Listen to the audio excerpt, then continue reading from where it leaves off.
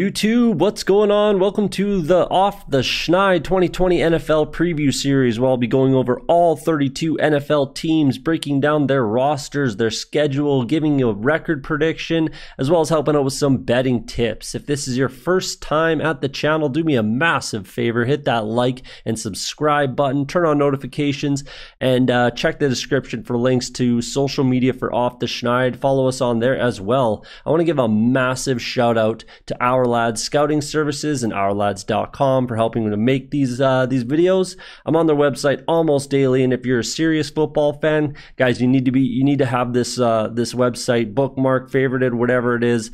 Helps me at draft time, fantasy football purposes, when creating bet slips, as well as DFS lineups. It's your one-stop shop for NFL scouting services. There's a link in the description for OurLads.com, as well as the social media. Do me a favor again, hit that like and subscribe button. But enough of that. Let's get to your favorite NFL football preview. Let's talk about the New England Patriots. First and foremost, got to start with Tom Brady. There's clearly some friction between Brady and Belichick. I don't think it's any secret. Personally, I thought that Robert Kraft might step in and just get a deal done with Disco Tom, keep him around. He's the hero, all that kind of stuff. But obviously, it just wasn't. They couldn't mend the relationship, and he moves on to greener pastures, joins Bruce Arians in Tampa Bay, and the Bucs are looking good this year. So that leaves the Patriots with Jared Stidham, who they drafted in the 4th round, and Belichick drafted him. They've kind of groomed him.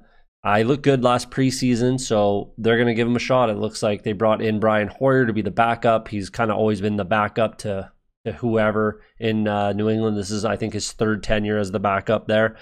And then undrafted free agent Brian Lewerke, who will probably be on the practice squad most likely. So obviously start on the offense. Jared Stidham, we'll talk about him a little bit more. But the running backs I do like. Nothing wrong with Sony Michel and James White. They can get the job done. Brandon Bolden's he's been there for quite a few years, and he's a little bit underrated. He can get the job done if called upon.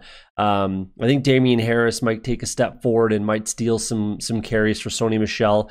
And you never know, if he gets a shot, he could be the guy. It's always hard if you're playing fantasy football. It's always hard to trust a Patriots running back, unless it's James White, because he catches a lot of balls if you're in a PPR league. But it's always tough to have a Patriots running back as kind of your RB1. Very difficult to trust that guy, and you never know. Like I said, Damian Harris could be a guy that steals some carries from Sony Michel this season. Offensive line is quite good. They were, I think, top 5 in the league last year in sacks allowed, which is very good. But it was with a bit of a different offensive line. They only allowed 28 sacks last year, but it was a little bit of a different offensive line.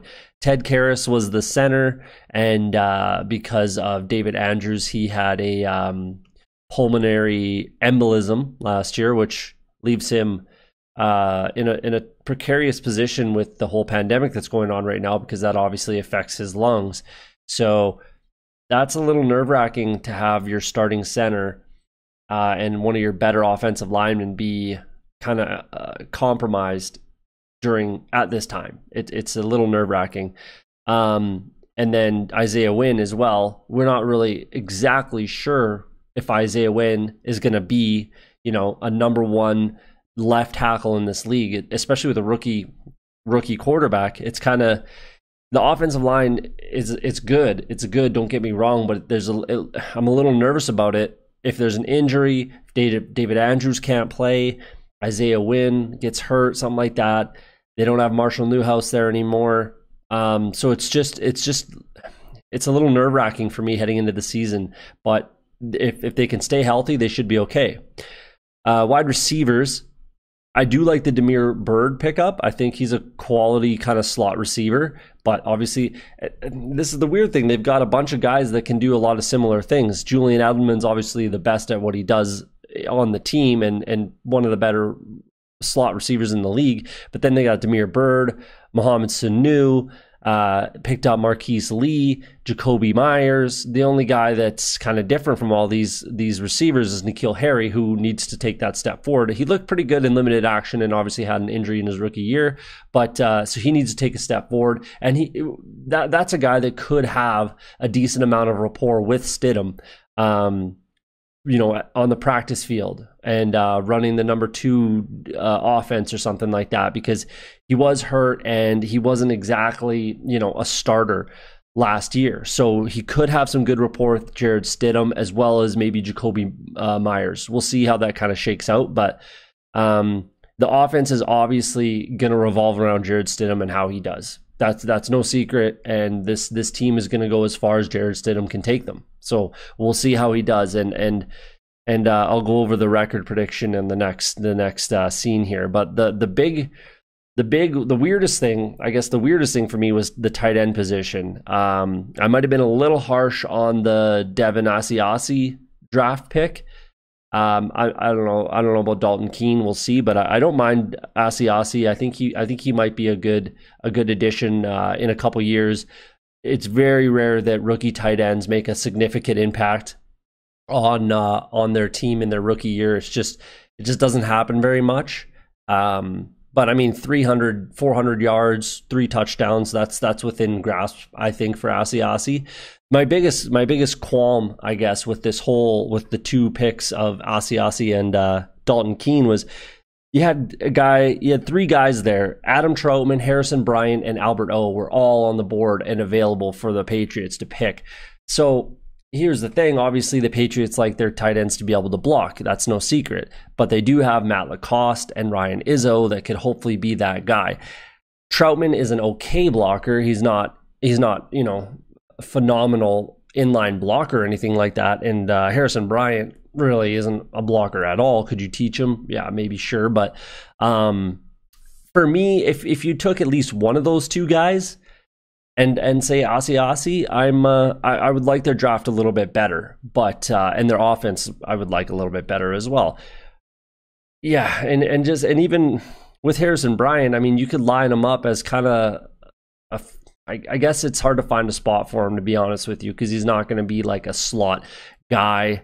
I don't know. Either way, I just would have liked at least one of those guys over probably Dalton Keene. But Asiasi, I think I might have been a little harsh on, and we'll see how he does. The defense is obviously where they took some massive hits in the offseason. They lost some serious contributors to that defense. Cal Van Noy is obviously probably the biggest loss, but Jamie Collins, Danny Shelton are pretty big in my opinion as well. And then Landon Roberts left for Miami with Kyle Van Noy. They lost 20 of their 47 sacks. Obviously, the drafting of Anthony Jennings and Josh Uche will make up for that a fair bit, but that's pretty much it. Like, Brandon Copeland is not a guy that gets after the quarterback, at least not with any regularity, and Bo Allen definitely is not. He's barely a run stuffer, and I'm not sure how they thought he was worth $3.5 million. I really don't. Their leading sack or rusher, I guess, and their leading sack artist on the team, I guess I could call it, is Adam Butler, who OurLads has him projected as the backup defensive tackle. Obviously, I think he's the starter there, and Bo Allen is probably the backup. And I mean, Chase Winovich should take a step forward for sure. Still got Lawrence Guy. But I honestly I do think they're going to have a tough time getting after the quarterback. The real strength of this defense is on the back end for sure. I could see them running a fair bit of nickel packages, maybe some dime packages even with everything that they have. Jason McCourty, JC Jackson, Jonathan Jones, Stephon Gilmore are all very, very quality corners in my opinion. And then their safeties are, again, definitely above average, which was a strange pick. The Kyle Duggar pick was very, very strange to me. I like the player and I like the pick, but it's hard to see where he fits in. Like I said, OurLads has him listed as the number 3 free safety there, behind Adrian Phillips, who they just signed, again, $3 million as well, who's a bit of an injury liability, but we'll see. He's a solid player. And then Devin McCourty, one of the better free safeties in the league last year. Patrick Chung's there as well, run stuffer kind of guy. So it's definitely the strength of this defense is obviously on the back end. The McCourty twins and Stephon Gilmore, phenomenal trio right there. And then they got J.C. Jackson had 5 interceptions last year. So their real struggle is going to be, in my opinion, getting after the quarterback and potentially stopping the run. I think that they're going to have a rough time stopping the run this year. I really do. And just, I mean, every team in the AFC East improved, in my opinion, except for the Patriots. They obviously lost a ton. They lost a ton. You can just say Tom Brady, and they've already lost a ton off of that team from last year. On the next scene, I'll make my prediction for their record and how I think they're going to look and finish.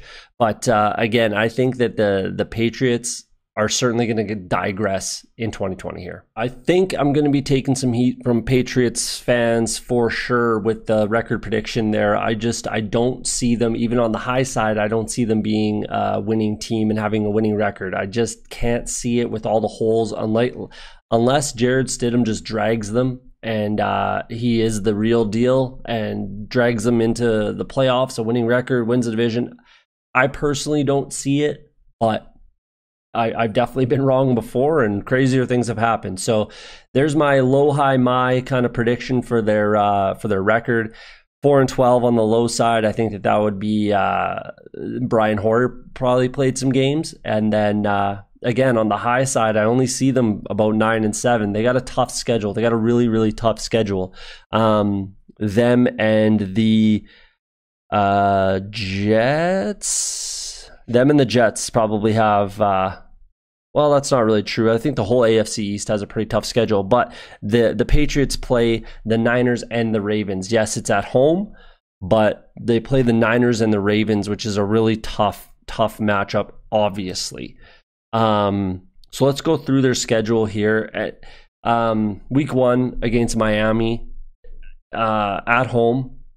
If Ryan Fitzpatrick's the quarterback, which I think he will be starting week 1, I think that they're going to have a tougher time winning that game than they would if it was Tua. But I think it'll be Fitzpatrick, and that's going to be a tough game. I mean, it's a game that they pretty much have to win, in my opinion. You have to hopefully at least split with Miami, and they always play them tough, regardless of who's on the team, regardless of anything. Miami plays the Patriots tough, and everybody knows that. If you're a Patriots fan or a Dolphins fan, you know that. So that's a tough game and borderline like must win. You know, it's hard to say that with the first game of the season, but it's borderline a must win. Next week they play Seattle in Seattle. I honestly don't give them much of a chance to win that game. I mean, especially if they have a tough time stopping the run like I'm predicting, the Seahawks pound the ball. So that might be a tough game for them. And then Vegas, I like that team. I like the Raiders team. I really do. Well, I do give them a pretty good shot to win that game at home in Foxborough, but I wouldn't be shocked whatsoever if the Raiders win that game. And then, I mean, looking at this record, then they got the Chiefs in KC. That's a loss. And then the Broncos at home, that's a very tough game as well. If you listen to a lot of these, you'll know that I like the Broncos this year. I don't think it's out of the realm of possibility at all that they start the season 0-5 heading into their bye. It's possible. I think if they're 2-3, they're happy. You're very happy if you're 2-3. If you're 3-2, you're obviously ecstatic. You're ecstatic if you're 3-2 heading into your bye. Early bye, which might be a really good thing for a rookie quarterback. I know he's not a rookie, but he's basically a rookie quarterback. So I think that's very good to have that kind of early bye for Jared Stidham.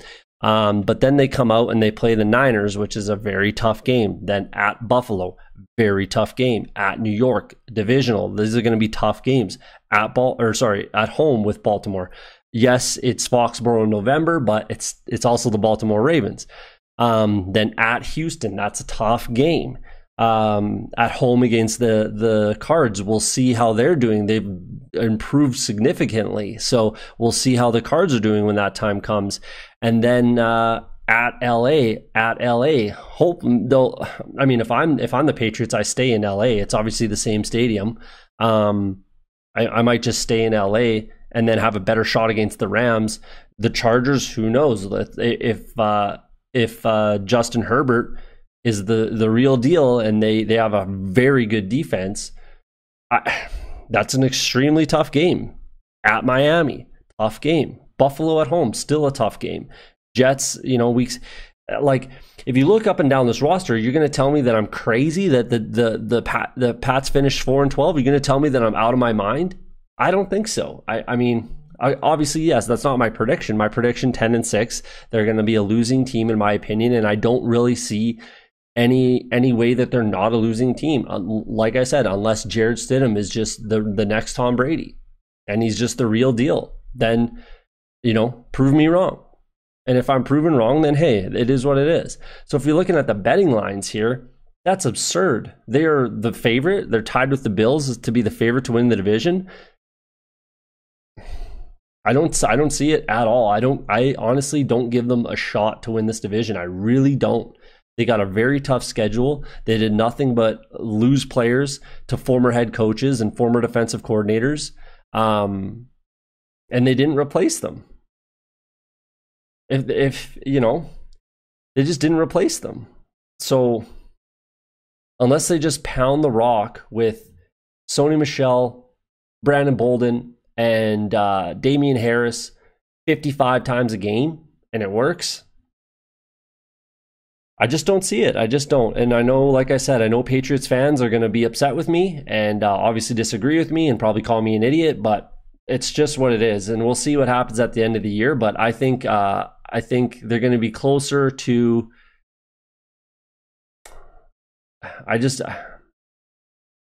There's a good possibility they're closer to the low than they are to the high for me. So I think, honestly, I'm being a little bit generous giving them 6-10. If I'm just being honest, I could see them being in the mix in the top 10 in the next year's draft. That's where I predict the Patriots are. I just don't give them a shot. I think the Buffalo Bills are too tough of a team. I think the Jets improved. The Dolphins obviously drastically improved. And that's just how I see it. So yeah, there it is with the New England Patriots. Let me know in the comments what you think, and we'll take it from there.